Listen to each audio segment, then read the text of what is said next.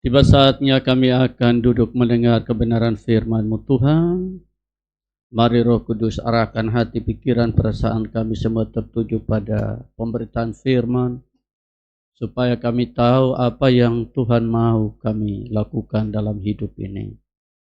Terima kasih Bapa, walaupun kami sudah tahu, tapi kami ingin terus diingatkan, dan diingatkan, agar kami tidak menyimpang ke kiri atau ke kanan. Sehingga semua rencana Tuhan dalam hidup diri kami semua digenapi pada waktunya. Urapi dan pakai hamba sebagai alat di tangan-Mu. Ini doa kami Bapa dalam nama Tuhan Yesus. Kami siap mendengar firman Tuhan. Haleluya. Amin. Baik, salam. Salam. Tuhan berkati kita semua ya.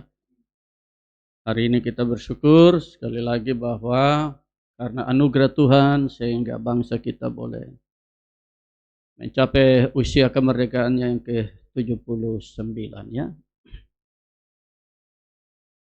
Kita patut bersyukur kepada Tuhan karena Tuhan begitu memberkati bangsa kita dalam berbagai bidang. Dalam keamanan juga bangsa kita cukup aman, dunia politik juga semuanya bagus, pembangunan ekonomi ya semua stabil. Kita bandingkan dengan negara-negara lain yang sekarang hancur-hancuran karena perang. Kita bersyukur ya. Tapi banyak kali ada orang-orang yang tidak mensyukuri berkat Tuhan ini. Saudara, 2017 saya ingat ketika saya ada di Mesir, Israel. Saya sepanjang jalan dari Mesir ke Israel itu melewati padang gurun. Saya dalam hati, aduh Tuhan, terima kasih Tuhan kasih saya satu negeri yang ya paling tidak ada rumput yang tumbuh lah. Belum pohon, hutan, dan sebagainya. Di sana sepanjang jalan itu saudara yang kita lihat hanya padang pasir dan batu yang membuat kita jenuh. Perjalanan yang begitu lama, begitu jauh. Hanya itu saja dia pemandangan. Padang gurun, batu karang, rumput saja takut tumbuh. Saya bilang, aduh Tuhan terima kasih Engkau kasih saya satu negeri yang luar biasa. Ya, rumput, hijau, pohon, hutan, lembah, sungai, danau. Ya, tapi orang-orang ada oknum-oknum yang hadir di negara ini menikmati susu dan madu di negara ini, tapi hanya mau negara ini kacau. Kita bersyukur, saudara. Negeri kita terlalu bagus. Ya, jadi mari kita menjadi warga negara yang tidak hanya menuntut pemerintah harus buat begini untuk ikut penuhi kita punya mau. Tapi kita sendiri juga tidak mendoakan pemerintah atau mendoakan bangsa ini supaya bangsa ini tetap aman. Saudara, saya melihat pengungsi-pengungsi di Palestina, di Gaza, saya sedih, saudara.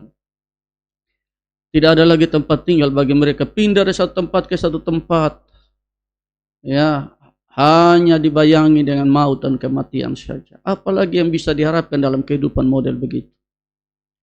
Ya, sehingga saya pikir-pikir orang-orang yang hidup di negara ini yang bikin kacau ini memang orang-orang tidak tahu bersyukur. Ya. Tidak tahu bersyukur. Pemerintah tak salah sedikit saja dia pun kerjaannya kritik, ngotot, dan sebagainya. Semua yang pemerintah selalu buat yang sone baik saja. Menurut dia yang sone baik. Dia apa yang dia buat untuk negara? Orang atur negara tidak bisa tidur. Hanya pikir bagaimana supaya negara ini aman, rakyatnya aman. Tapi kita yang hanya tahu buka mulut makan ini. Kerja hanya kritik pemerintah. Ya, bantuan lambat. Segala macam. Tapi biarlah dengan ulang tahun yang ke-79 mari kita mensyukuri berkat Tuhan atas bangsa kita. Kita doakan pemerintah kita. Kita doakan pembangunan politik keamanan negara kita. Supaya tetap aman. Firman Tuhan berkata, usahakan kesejahteraan kota di mana kamu aku buang. Berdoalah kepada Tuhan untuk kota itu karena kesejahteraannya adalah kesejahteraan. Ya, kita harus bertanggung jawab atas bangsa ini. Di hadapan Tuhan ya. Baik, ini sedikit untuk kita berhubung hari ini ulang tahun kemerdekaan kita. Mari jadi warga negara yang baik, yang tidak menuntut dan menuntut, tetapi apa yang kita buat untuk bangsa ini. Ya. Saudara, kalau berbicara tentang strategi perang, ya, Alkitab berkata bahwa kita lagi dalam peperangan, dalam perjuangan. Perjuangan kita bukan melawan darah daging, atau peperangan itu sedang berlangsung terus sampai dengan hari ini. Ya, walaupun Kristus telah membebaskan kita dari dosa, tetapi bukan berarti bahwa dosa hilang sama sekali. Atau walaupun iblis itu telah kalah, tetapi bukan berarti bahwa iblis itu menyerah kalah. Ya, kita ingat itu. Ketika kubur kosong, Yesus bangkit, saksi mata dari yang pro Yesus dan yang benci Yesus juga semua melihatnya. Karena para prajurit yang tidak percaya Yesus juga saksi bahwa mereka lihat kubur itu kosong. Dan mereka juga pergi bersaksi kepada orang-orang yang mengutus mereka menjaga kubur itu. Tetapi akhirnya berita Paskah itu juga diputarbalikkan bahwa dia tidak bangkit, tetapi murid-muridnya datang mencuri mayatnya, dan Alkitab berkata bahwa cerita itu tersiar di kalangan orang Yahudi sampai sekarang. Itu bukti bahwa walaupun iblis itu kalah, tetapi dia tidak pernah menyerah kalah. Atau tidak pernah mengakui kekalahan dan tidak pernah berhenti di dalam perjuangannya. Ya, sehingga ketika dia gagal mencobai Tuhan Yesus 3 kali dengan 3 jurusnya, Alkitab bilang iblis mundur dan menunggu waktu yang tepat. Ya, jadi dia mundur tetapi dia tidak pernah menyerah. Selama masih ada waktu dan kesempatan, dia akan terus dengan jurus-jurusnya untuk kalau boleh dia menggagalkan karya keselamatan yang Tuhan buat dan Tuhan berikan kepada manusia itu sendiri. Ya. Dan karena itu maka kita harus selalu waspada, kita tidak boleh lengah. Ya. Justru ketika kita berasa pada titik aman itulah kita bisa jatuh. Saudara ingat Daud jatuh dalam persinahan dengan istri orang Batseba itu ketika Daud berasa dia ada pada titik aman. Yoab dan tentara orang Israel mereka lagi berperang sambung nyawa di medan pertempuran, tetapi Alkitab berkata Daud berjalan-jalan di atas soto istana pada sore hari, pada satu waktu yang indah. Dan saat itulah iblis tahu waktu yang tepat untuk bagaimana menjatuhkan Daud. Dan akhirnya dia sukses menjatuhkan Daud. Ya, demikian pun ketika dia menjebak Hawa, saat itu kan Hawa lagi jalan sendiri-sendiri. Dan itulah saatnya di mana dia mau menjebak. Iblis sangat lihai, saudara, sangat lihai. Makanya Tuhan Yesus bilang kita harus senantiasa sadar dan berjaga-jaga. Lawan kita si iblis itu seperti singa yang berjalan kian kemari yang mencari orang yang dapat dia telan. Kita harus waspada senantiasa, ya, supaya kita tidak lengah atau tidak menjadi korban. Nah, hari ini saudara, saya ingin bahwa kita dalam beberapa ayat firman Tuhan, ya, beberapa ayat yang semuanya menggambarkan jurus-jurus iblis, yang strategi iblis, jurus iblis untuk menjerat manusia itu sendiri, lebih khusus orang percaya, lebih khusus orang pilihan Allah, ya, lebih khusus orang pilihan. Saya tidak berbicara soal orang yang di luar, ya, tapi saya mau berbicara lebih khusus pada bagaimana strategi iblis untuk menjebak, ya, menjatuhkan, menggagalkan keselamatan dalam diri orang-orang pilihan Allah, orang percaya. Nah, saudara, ada banyak, tetapi saya ambil 4 saja, dan ini semua berkisar pada bagaimana, ya, respon Firaun yang adalah gambaran daripada iblis itu sendiri, ya. Karena kita tahu bahwa Mesir itu negeri perbudakan dan raja perbudakan itu, raja Mesir itu adalah Firaun. Ya, kita dulunya ada di dalam satu negeri yang namanya negeri dosa, diperhambakan oleh dosa. Tetapi kita bersyukur bahwa Tuhan telah membebaskan kita dari negeri itu, negeri dosa, negeri kutuk, negeri kematian itu, dan menjadikan kita umat pilihan Allah. Ya, umat pembebasan, umat yang merdeka. Tetapi saudara ingat, walaupun Israel telah keluar dari Mesir, tetapi pada akhirnya mereka gagal di tengah perjalanan mereka. Karena ternyata keluar dari negeri perbudakan menuju negeri perjanjian tidak menjadi jaminan bahwa akan sampai di negeri itu. Justru di tengah jalan itulah Israel gagal. Di Mesir mereka tidak gagal, tetapi di tengah perjalanan antara Mesir dan negeri perjanjian itu mereka gagal. Nah, saudara, kita sudah diselamatkan dari dosa. Melalui penebusan Yesus, kita mengimani Yesus dengan mengaku dengan mulut, percaya dengan hati, kita terima keselamatan, tetapi kita belum ke sorga. Kita dalam perjalanan ke sana. Hari-hari hidup, tahun-tahun hidup yang kita jalani adalah sebuah perjalanan. Perjalanan di mana dari negeri perbudakan ke negeri perjanjian kita. Tapi kita harus jujur bahwa di tengah perjalanan itulah banyak orang gagal. Ya, di tengah perjalanan itulah banyak orang gagal. Nah, saudara, hari ini mari kita belajar strategi iblis untuk kita hati-hati mawas diri. Karena Alkitab berkata, tulisan yang diilhamkan Allah itu bermanfaat untuk mengajar, menyatakan kesalahan, memperbaiki kelakuan, dan menuntun orang pada kebenaran. Saudara, mari kita lihat strategi iblis yang pertama itu nampak pada bagaimana respon Firaun ketika Musa dan Harun menghadap dia untuk pembebasan orang Israel. Mari kita lihat. Ya, kita sama tahu bahwa iblis itu bapa segala dusta, tapi juga dia adalah pencuri, pembunuh, dan pembinasa. Dia mencuri, ya, keselamatan, kehidupan yang Tuhan berikan bagi kita. Dia membunuh tubuh kita dan membinasakan jiwa kita dalam neraka dengan jurusnya, yaitu menipu. Yang pertama, mari kita lihat Keluaran pasal yang kelima. Keluaran 5. Keluaran 5 kita lihat ayat 3 dan ayat 4 serta ayat yang ke-9. Ini jurus iblis yang pertama. Kalau kita tidak mawas diri, tidak waspada, pada akhirnya kita akan gagal di tengah perjalanan keselamatan ini. Keluaran 5 ayat 3, lalu kata mereka kepada Firaun, Musa dan Harun, ya, kepada Firaun, Allah orang Ibrani telah menemui kami. Izinkanlah kiranya kami pergi ke padang gurun 3 hari perjalanan jauhnya untuk mempersembahkan korban kepada Tuhan Allah kami, supaya jangan nanti mendatangkan kami penyakit sampar atau pedang. Tetapi Raja Mesir berkata kepada mereka, maksudnya kepada Musa dan Harun, Musa dan Harun, mengapakah kamu bawa-bawa bangsa ini melalaikan pekerjaannya? Pergilah, lakukanlah pekerjaanmu. Apa yang Firaun lakukan terhadap orang Israel? Ayat 9.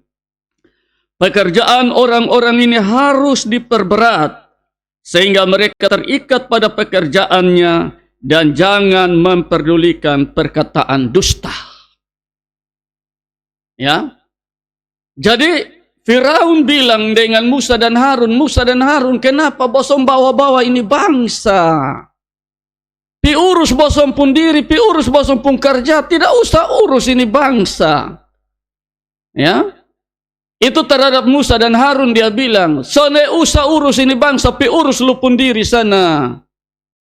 Lalu terhadap bangsa ini Firaun bilang dengan dia pemandor-mandor dong.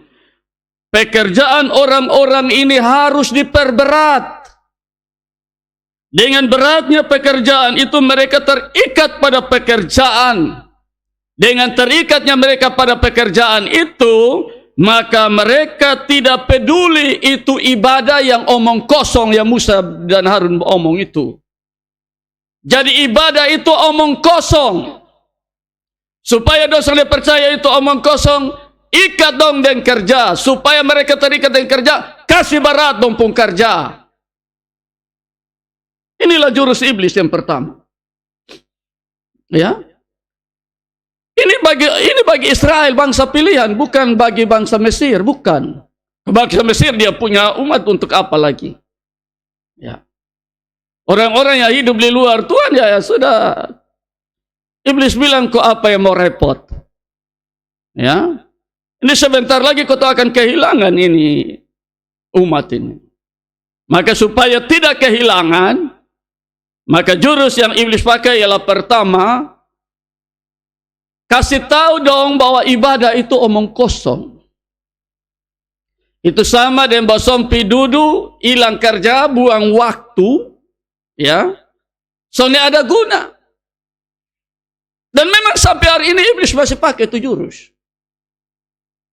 Di mana dia ikat begitu banyak orang percaya dengan sibuk dengan kerja, yang akhirnya tidak ada waktu lagi ibadah, tidak ada gairah lagi bersekutu dengan Tuhan. Kerja menjadi prioritas utama. Saudara, ini tidak bermaksud bahwa kita tidak boleh kerja. Bukan begitu. Tuhan benci orang yang malas atau orang yang tidak kerja. Tetapi yang dimaksudkan ini ialah apa yang menjadi skala prioritas. Makanya di dalam Injil Yohanes, mari kita lihat Injil Yohanes pasal yang ke-6 ayat yang ke-27, mudah-mudahan ya.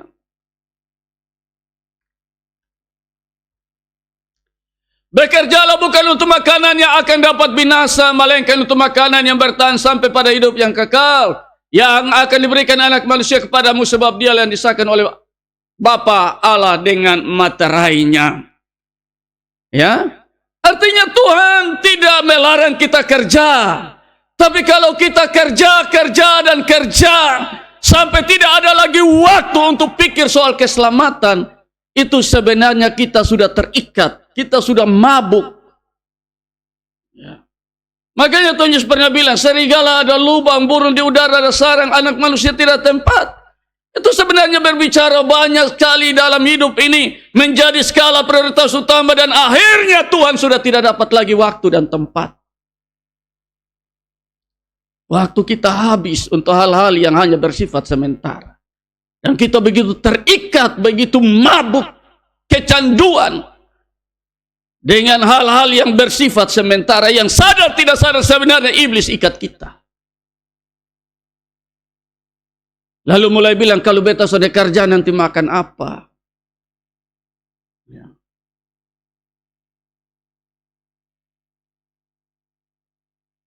Berapa hari yang lalu saya khotbah di beberapa tempat, termasuk Pulau Sumba, juga Daratan Timur. Hal-hal yang sederhana saja. Hari Minggu Tuhan panggil kotong melalui lonceng gereja, datang gereja. Karena ada hati Tuhan, muka Tuhan, telinga Tuhan di sana untuk siap mendengar kotong. Punya doa, jeritan. Ya, sinari kotong dengan wajahnya, kasih perhatian di kotong, masih kasih kotong hati, belas kasihan, kasih sayang. Artinya kita datang ketemu Tuhan, itu kita datang mendapatkan wajah Tuhan, telinga Tuhan, hati Tuhan. Maka kita juga kasih Tuhan muka, kasih Tuhan telinga, kasih Tuhan hati. Tapi kalau kita tidak datang, lalu kita terikat dengan berbagai-bagai kesibukan yang kita merasa bahwa itu penting, sama dengan kita pasang belakang di Tuhan. Tuhan mau kasih kotong muka, tapi kotong kasih Tuhan belakang. Karena ternyata ada yang lebih penting dari Tuhan. Ya. Dan ini cara iblis. Dalam perjanjian lama kisah tentang Yakub dan Esau adalah bukti. Alkitab berkata bahwa lalu bertambah besarlah kedua anak itu. Esau menjadi seorang yang pandai berburu, yang suka tinggal di padang. Yakub seorang yang tenang, yang suka tinggal di kemah. Ini gambaran dari dua orang yang lahir dari rahim yang dipilih Allah, Ishak dan Ribka. Tetapi ada dua model manusia di sana. Yang satu suka berburu dan habiskan waktu lebih banyak di luar. Dan manusia model begini tidak pantas dapat itu hak kesulungan dan berkat kesulungan. Makanya wajar kalau dia tidak dapat. Beda dengan Yakub yang tenang dan suka tinggal di kemah dalam persekutuan dengan Tuhan dan sesama. Dan orang seperti ini pantas mendapatkan berkat-berkat itu. Esau memiliki sifat liar. Karena terikat dengan hobi kesenangannya. Dia tidak menyadari tapi sebenarnya dia sudah diikat dengan itu. Sama juga dalam kisah Maria dan Marta. Maria jinak, Maria duduk di kaki Tuhan. Dan Tuhan bilang Maria telah memilih bagian yang terbaik. Sedangkan Marta Sibuk melayani di belakang dan Tuhan bilang, engkau bikin susah diri, Marta. Itu sebenarnya gambaran dari dua pribadi manusia sekarang ini di hadapan Tuhan. Dan iblis paling senang kalau kita tidak ada waktu untuk Tuhan. Iblis paling senang kalau kita sudah terikat dengan sesuatu yang bersifat sementara. Marta urus perut itu kan sementara. Esau pi berburu itu kan sesuatu yang hanya sementara. Dan memang jurus iblis ialah salah satunya pada waktu dia coba Tuhan Yesus ialah jadikan batu-batu jadi roti. Penuhi kebutuhan lahiriah. Tidak usah peduli dengan kebutuhan rohani. Yang pada akhirnya juga akan binasa. Jadi kita sadar atau tidak, tapi banyak kali iblis telah berhasil menipu kita. Ya kita juga tidak boleh kesalahan iblis juga, karena memang iblis punya tugas itu. Ya. Kita saja yang harus mawas diri, waspada, supaya jangan tertipu. Karena memang iblis punya tugas itu, menipu bapa segala tipu atau dusta. Tuhan saja tidak hukum iblis. Hanya Tuhan mau supaya kita jangan mau ditipu oleh iblis. Ya.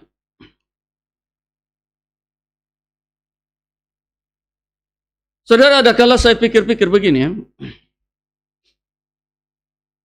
Orang yang pengusaha besar yang punya begitu banyak proyek-proyek saja, begitu sibuknya dia urus perusahaan-perusahaannya yang besar, masih ada waktu gereja.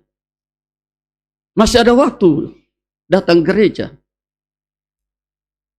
Kotonya urus kios sepotong saja banyak kali sudah tidak ada waktu lagi untuk gereja, ibadah.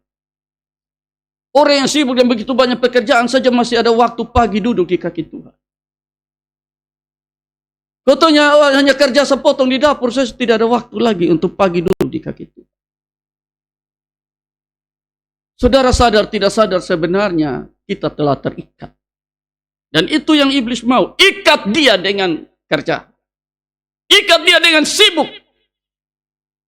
Dan itu menjadi alasan untuk dia tidak datang pada Tuhan. Yang pada akhirnya dia bilang itu hanya duduk omong kosong, buang waktu, buang kerja dan sebagainya. Karena iblis sudah ajar manusia bahwa waktu itu adalah uang. Sehingga kalau buang waktu berarti buang uang.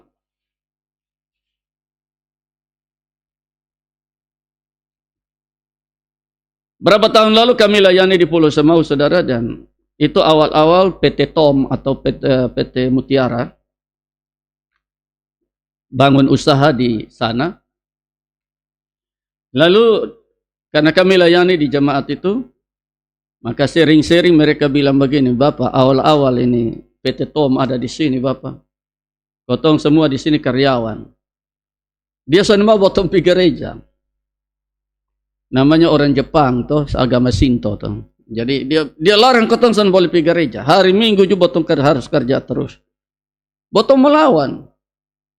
Dia bilang apa? Bosong pergi gereja kau Tuhan kasih turun makanan, kasih bosong dari langit. Beta yang kasih bosong gaji. Nah. Apa yang terjadi Bapak? Satu waktu sekian banyak mutiara mati semua. Mati.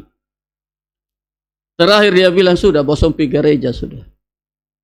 Akhirnya kotong bebas gereja, dia bilang. Ini satu kesaksian ya, cara-cara iblis bagaimana iblis pakai jurus untuk ya, botong juga kalau tidak ada hati untuk ke gereja, botong bilang ya ini alasan bagus ini. Tapi kalau botong ada hati untuk Tuhan, tetap tidak akan bisa yang halangi kotong apapun yang terjadi. Amin. Iya. Masalah gereja masalah hati, masalah hubungan dengan Tuhan masalah hati. Makanya kotong harus ada hati dengan Tuhan supaya kalahkan ini iblis punya jurus. Tapi kalau botong dasarnya tidak ada hati dengan Tuhan, buat ini menjadi alasan. Ya, urus anak 1-2 orang itu sudah jadi alasan soalnya pergi gereja kan. Ini anak dong bikin beta sibuk, ini bikin halang. Nah, dengan alasan bahwa anak juga berkat Tuhan, anak juga titipan Tuhan. Nah, alasan itu menjadi alasan untuk tidak ada lagi hubungan dengan Tuhan. Seolah-olah sesuatu yang rohani, padahal sebenarnya bukan rohani, itu iblis ikat kita. Kalau kita ada hati dengan Tuhan, mau anak 10 juta tapi gereja. Contohnya seperti Ibu Susana Wesley. Yang punya anak John Wesley, Charles Wesley, dia punya anak itu balasan, saudara. Tapi kalau jam doanya itu dia akan kasih tinggal di anak semua. Kakak ini awasi adik ini, kakak ini awasi adik ini. Dan itu dia masuk kamar doa, itu jam-jam doa yang tidak bisa diganggu. Tetap mau sibuk apapun juga, jam doa dia akan masuk kamar doa. Dia berdoa untuk dia punya anak-anak semua, satu persatu. Dan akhirnya mereka menjadi anak-anak yang sukses semua. Ini satu contoh bahwa ya, kesibukan bukan menjadi alasan untuk kita tidak jalin hubungan dengan Tuhan. Amin. Sebab kalau sampai itu menjadi alasan, maka sadar tidak sadar sebenarnya kita sudah masuk dalam perangkap iblis. Mari silakan bekerja, silakan berkarya, dan seterusnya seperti biasa. Tetapi jangan biarkan iblis mengikat kita sampai akhirnya Tuhan menjadi korban. Yang kedua, jurus iblis yang kedua, mari kita lihat Keluaran 8. Keluaran 8 ayat 27 dan 28.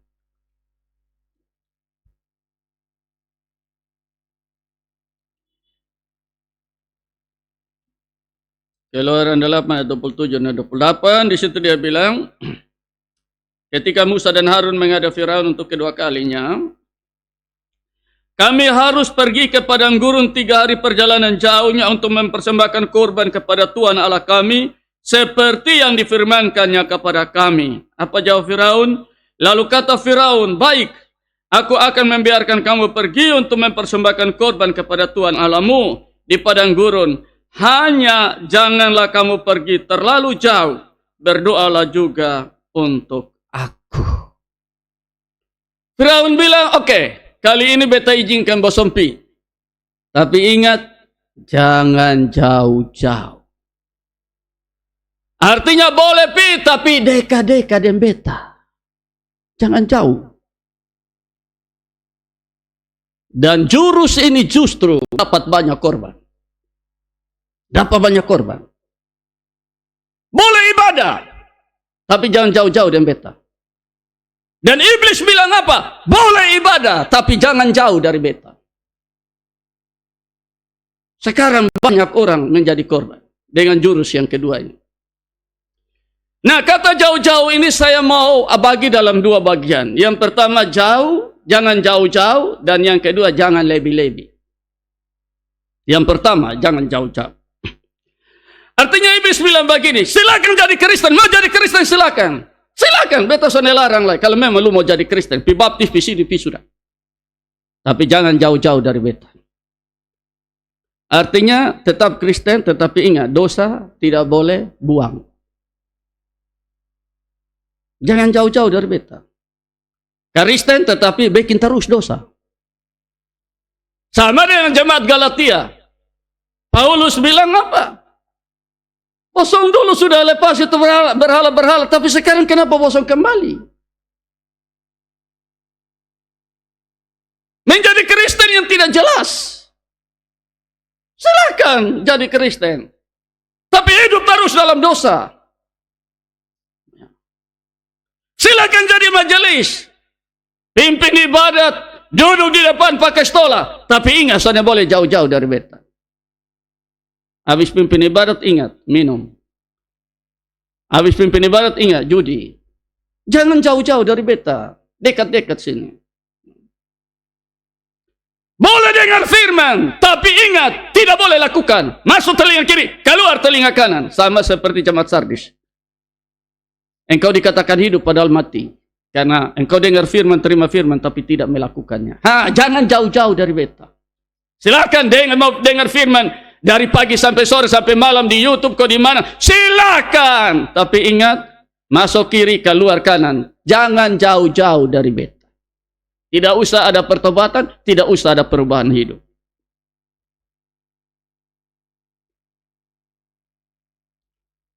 Boleh pi persekutuan, mau pi persekutuan, silakan pi 1 minggu 7 kali, silakan pi. Tapi ingat, jangan jauh-jauh dari beta.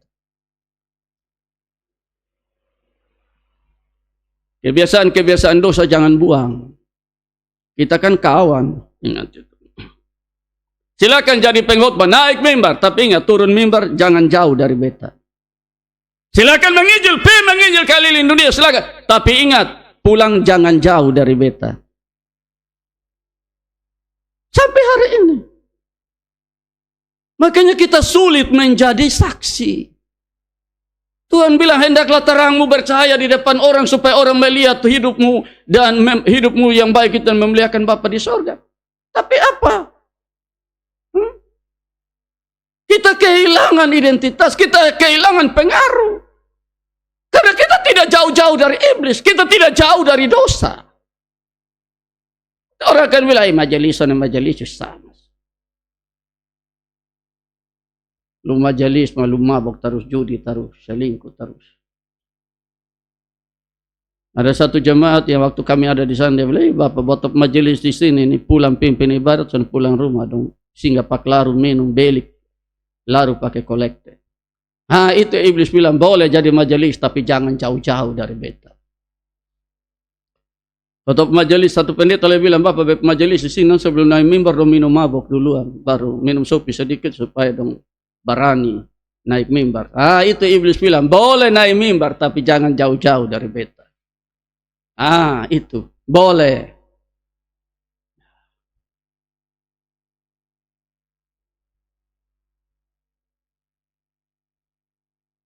Lalu kau berpikir bahwa sudah botol su jadi Kristen ya otomatis surga. Sudah botol su melayani Tuhan ya otomatis surga. Sudah botol su majelis sekian periode otomatis surga. Siapa yang bilang surga? Kalau dia iblis sana jauh,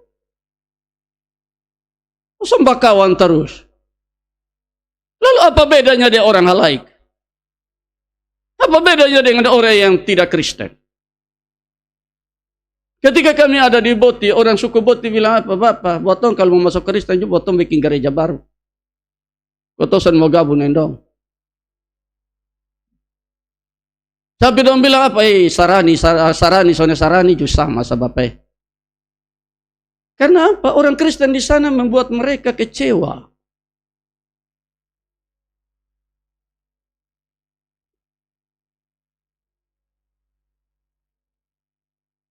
Jangan jauh-jauh. Jangan lebih-lebih juga. Jangan lebih-lebih. Artinya begini, sudahlah ikut ibadat hari Minggu, aku kenapa kok hari lain lebih persekutuan, lebih ibadat rumah tangga. Weh, lu habis di ibadah, sako. Jangan terlalu lebih-lebih dulu. Cukup sudah minggu pergi gereja, cukup.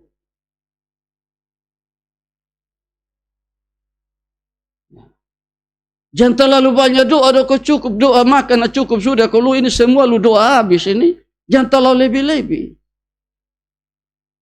Menyanyi juga cukup berdiri di situ, kau berdiri, kau menyanyi diam-diam. Jangan sampai pukul tangan, melompat, teriak. Jangan terlalu lebih-lebih. Artinya boleh, tapi jangan lebih-lebih. Karena iblis mau kau kasih Tuhan yang lebih-lebih. Jadi menyanyi berdiri ke patung, tapi suruh tepuk tangan, soalnya mau lompat, soalnya mau benar, soalnya mau. Tapi coba kalau dia nonton orang bola kaki, tendang gol, dia pun melompat, teriak, dia pun sorak ame itu orang yang kasih gol lebih dari kasih Tuhan. Ya kan artinya jangan lebih-lebih. Jadi kasih Tuhan itu jangan lebih-lebih, pas-pas saja. Bila perlu menyanyi dalam hati sah. Atau kalau menyanyi dengan suara juga pelan-pelan sah. Soalnya usah sampai teriak-teriak bersorak-sorak. Soalnya usah terlalu lebih-lebih. Baca Alkitab juga cukup di gereja sah. Jangan terlalu lebih-lebih. Lu mau naik surga hidup-hidup kok. Itu ya iblis suka itu. Jangan terlalu lebih-lebih. Dan sampai hari ini jurus ini iblis menang begitu banyak. Jangan jauh-jauh dari dia. Silahkan kalau mau pergi ibadat.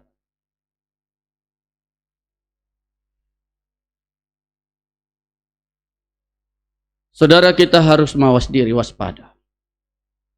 Karena soal dusta mendustai kita tidak lawan iblis. Iblis bapa, kita anak. Jadi jangan berpikir bahwa kita bisa lawan iblis dalam hal dusta mendustai, tidak. Karena itu kita butuh Roh Kudus. Supaya Roh Kudus menerangi kita mana jurus iblis yang harus kita hindari. Agar kita tidak terjebak. Yang ketiga. Jurus iblis yang ketiga. Mari kita lihat Keluaran 10 ayat 8 sampai 11.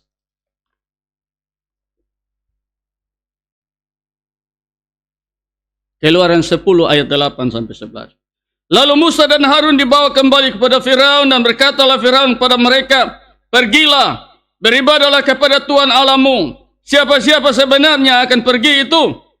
Jawab Musa, kami hendak pergi dengan orang-orang yang muda, yang tua, dengan anak-anaklah kami dan perempuan, dengan kambing domba kami, lembu sapi kami, sebab kami harus mengadakan perayaan untuk Tuhan. Tapi Firaun berkata kepada mereka, Tuhan boleh menyertai kamu jika aku membiarkan kamu pergi dengan anak-anakmu. Lihat, jahat maksudmu. Bukan demikian. Kamu boleh pergi, tetapi hanya laki-laki, dan beribadahlah kepada Tuhan, sebab itulah yang kamu kehendaki. Lalu mereka diusir. Jurus yang ketiga, Firaun bilang, oke, bosan boleh pi, tapi ya laki-laki sempi. Artinya laki-laki berarti perempuan dan anak-anak soalnya boleh. Ya, silakan pi sudah, mau pi ibadah pi sudah, tapi laki-laki sah. Perempuan dan anak-anak tidak boleh. Demikian pun harta benda tidak boleh. Pi sudah. Artinya begini saudara, iblis ini dia mau bilang bahwa kalau lu mau selamat, selamat sendiri, atur lu pun diri, tidak usah peduli orang lain. Tidak usah peduli lu pun istri, tidak usah peduli lu pun suami, tidak usah peduli lu pun anak, lu pun keluarga, teman, tidak usah, urus saja lu pun diri situ. Jangan peduli keselamatan orang lain. Lu selamat cukup sudah.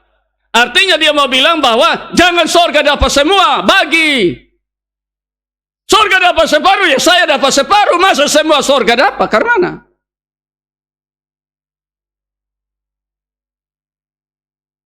iblis pun mau begitu. Laki-laki di sini berbicara tentang orang yang kuat iman, perempuan bicara orang yang iman lemah, dan anak-anak bicara iman yang kanak-kanak. Artinya iblis bilang yang kuat iman silakan atur keselamatan. Yang iman lemah dan iman kekanak-kanakan itu pun jatah. Lu jangan ambil.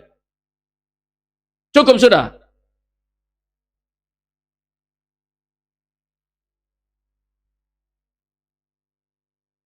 Kemana bosong semua yang dapat? Karena makanya sampai hari ini iblis dapat banyak ini jurus ini. Laki son pergi gereja juga tuh kasih tinggal sudah, yang penting berselamat. Istri son pergi gereja kasih tinggal sudah, biar kau dia urus diri situ, yang penting pergi gereja kau berselamat. Anak son pisah sekolah minggu kasih tinggal sana main situ. Itu yang iblis mau. Tidak usah peduli dengan yang lain, lupa sudah. Yang lain betul apa?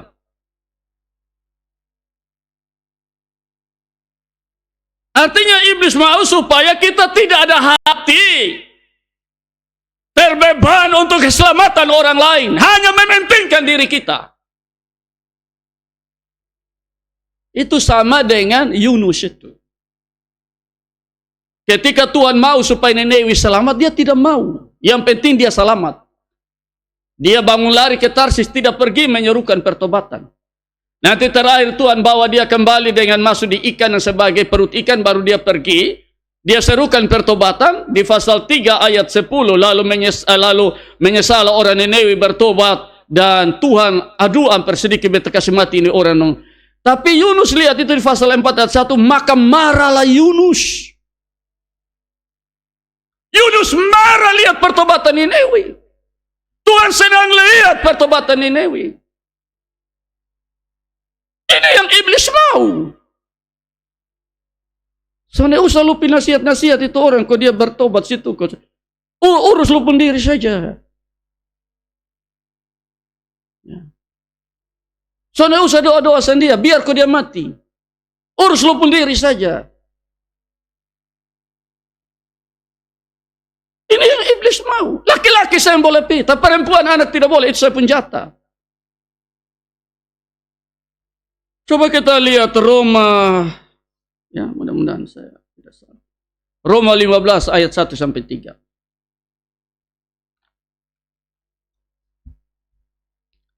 Kita yang kuat wajib menanggung kelemahan orang yang tidak kuat. Dan jangan mencari kesenangan kita sendiri, ayat 2. Setiap orang di antara kita harus mencari kesenangan sesama kita demi kebaikannya untuk membangun, ayat yang ketiga. Karena Kristus juga tidak mencari kesenangannya sendiri, tapi seperti ada tertulis kata-kata cercaan mereka mencercai engkau telah mengenai aku. Kita harus peduli untuk keselamatan suami kita, istri kita, orang tua kita, anak kita, teman kita, tetangga kita. Ya. Waktu lalu saya sudah katakan, buah dari keselamatan yang kita dapat ialah orang lain diselamatkan. Kita tidak boleh punya prinsip yang penting saya selamat. Tidak bisa. Kita harus bawa jiwa untuk Tuhan, hasil dari keselamatan yang kita dapat.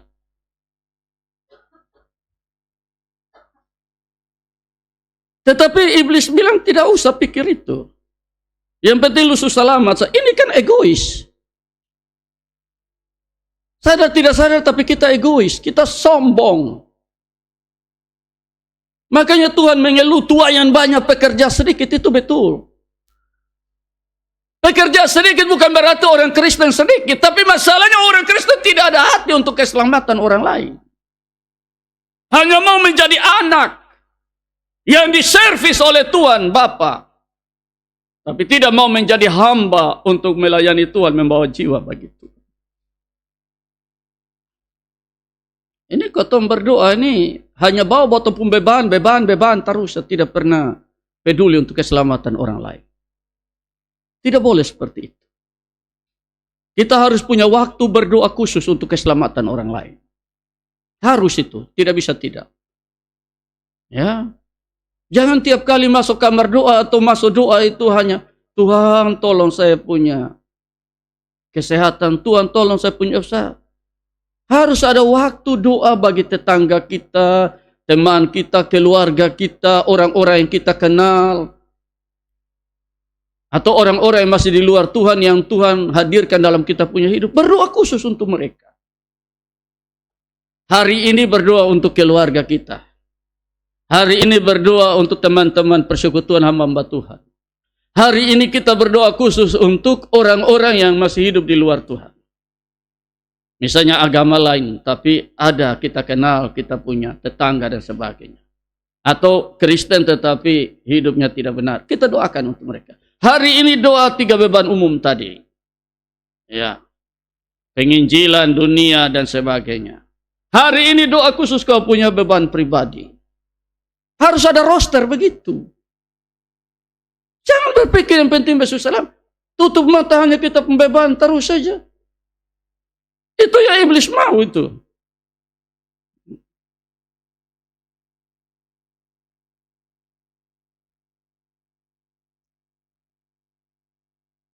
Yosua pernah bilang, silakan bosom pilih, mau sembah Allah mana, tapi beta dan bepeng keluarga kau tetap beribadah kepada Tuhan. Sebagai kepala keluarga, Yosua tidak mau keluarganya atau isi rumahnya binasa. Dia mau semuanya harus selamat. Seperti itu. Atau coba kita lihat Filipi 2 ayat 4.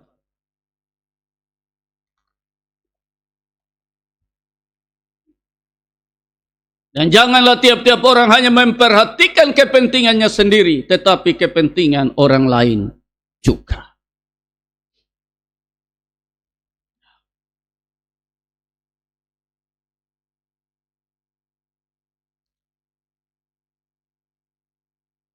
Mari saudara, jangan ikut atau jangan tertipu dengan cara iblis ini. Bicara laki-laki di sini bukan laki-laki secara lahiriah ya, tapi bagaimana orang yang kuat dalam Tuhan harus punya kepedulian terhadap orang yang lemah. Ya. Jangan kita cari keselamatan kita sendiri. Yang keempat, jurus iblis yang keempat. Mari kita lihat Keluaran 10. Ayat yang ke-24 dan 26. Keluaran 10 ayat 24-26. Lalu Firaun memanggil Musa serta berkata, pergilah, beribadahlah kepada Tuhan, Hanya kambing dombamu dan lembu sapimu harus ditinggalkan. Juga anak-anakmu boleh turut beserta kamu. Tapi Musa berkata, bahkan korban sembelihan korban bakaran harus engkau berikan kepada kami, supaya kami menyediakannya untuk Tuhan Allah kami. Dan juga ternak kami harus turut beserta kami, dan satu kaki pun tidak akan tinggal. Sebab dari ternak itulah kami harus ambil untuk beribadah kepada Tuhan Allah kami. Dan kami tidak tahu dengan apa kami harus beribadah kepada Tuhan sebelum kami sampai di sana. Kali ini Firaun agak lunak. Dia bilang, oke lah, bosan boleh pi. Laki-laki, perempuan, anak, semua boleh pi. Tapi kasih tengah harta di situ. Kasih tengah harta di situ. Artinya harta beta punya. Bosan jangan bawa. Ini sebenarnya saudara, kotong harus pahami ini dulu. Ada ayat Alkitab bilang begini, muliakanlah Tuhan dengan hartamu. Ada juga ayat Alkitab yang berkata, muliakanlah Tuhan dengan tubuhmu. Ya, muliakan Tuhan dengan hartamu, Amsal 3 ayat 9 ya. Coba kita lihat, ayat ini saya sering sebut, tapi mari kita lihat lagi. Lukas 16 ayat 9. Lukas 16 ayat 9.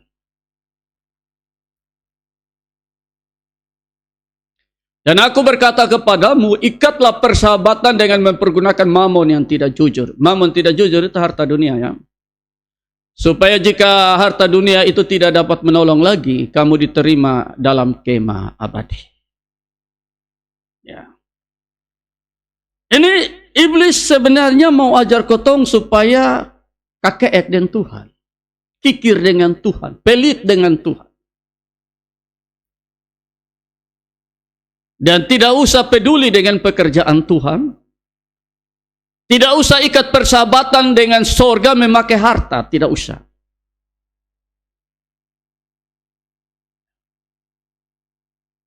Saudara, kita harus sadar bahwa kita datang tidak bawa apa-apa. Kita pulang juga tidak bawa apa-apa. Semua yang ada pada kita adalah milik Tuhan. Dari Dia, oleh Dia, kepada Dia, karena bagi Dialah kemuliaan. Jadi semua titipan ini, semua yang kita miliki adalah titipan Tuhan untuk Tuhan. Tapi iblis bilang, jangan kasih Tuhan. Nah kalau jangan kasih Tuhan berarti sama dengan kita ini, iblis ajar kotong jadi pencuri. Nah. Jadi milik Tuhan, tidak usah bawa kasih Tuhan. Kasih tengah kasih dia.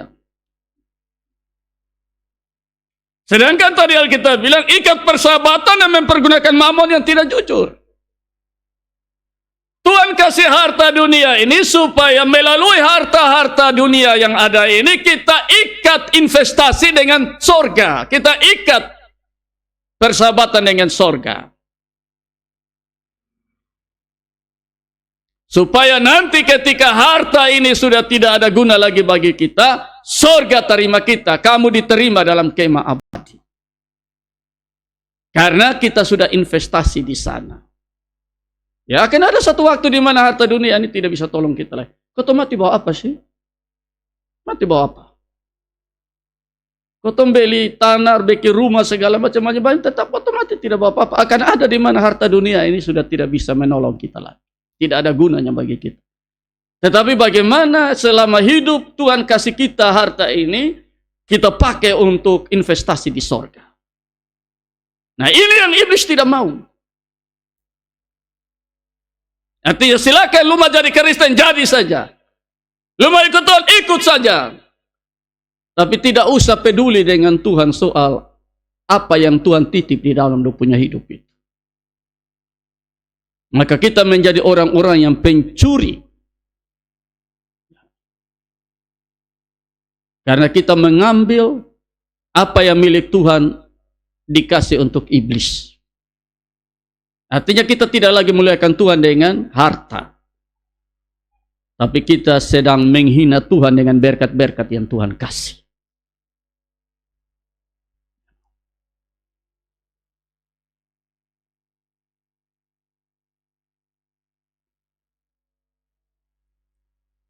Saudara, saya tidak perpanjang lagi firman Tuhan malam ini, sore ini. Silakan kita baca Alkitab dan kita gali banyak strategi-strategi iblis. Tapi biarlah dengan 4 strategi iblis yang saya singkapkan bagi kita melalui kebenaran firman ini. Ya, Firaun yang adalah gambaran daripada iblis itu sendiri. Bagaimana dia punya cara untuk menghalangi umat pilihan ini, supaya mereka tetap menjadi miliknya. Ya, mari kita belajar supaya jangan sampai kita adalah bagian daripada Israel ini. Ya, cerita ini ditulis karena kita juga adalah umat Israel, umat pilihan Allah. Dan iblis yang sama sampai hari ini, dia masih tetap pakai jurus ini. Ya, mari silakan berkarya, bekerja, cari nafkah, cari hidup, silakan. Tapi jangan menjadikan itu menjadi skala prioritas utama yang akhirnya relasi hubungan kita dengan Tuhan terputus karena ternyata bahwa ada yang lebih penting dari Tuhan. Dan yang kedua tadi, ingat, iblis punya jurus tadi, boleh pergi tapi jangan jauh-jauh. Jangan sampai kita menjadi orang Kristen yang baptis ini tetapi tetap hidup dalam dosa. Tidak jauh dari dosa, tidak jauh dari iblis. Dan yang ketiga, jangan jadi orang percaya yang hanya ingat diri sendiri dan tidak punya kepedulian untuk keselamatan orang lain. Itu sebuah kesombongan dan Tuhan tidak suka seperti itu. Kita harus ada buah dari keselamatan yang kita dapat dari Tuhan. Harus peduli dengan keluarga kita, tetangga kita, sahabat kita, kenalan kita, dan seterusnya. Dan yang ketiga, segala berkat yang Tuhan kasih itu untuk kemuliaan Tuhan. Jangan sampai kita menghina Tuhan dengan berkat-berkat yang ada. Tuhan berkati kita dari firman-Nya. Amin.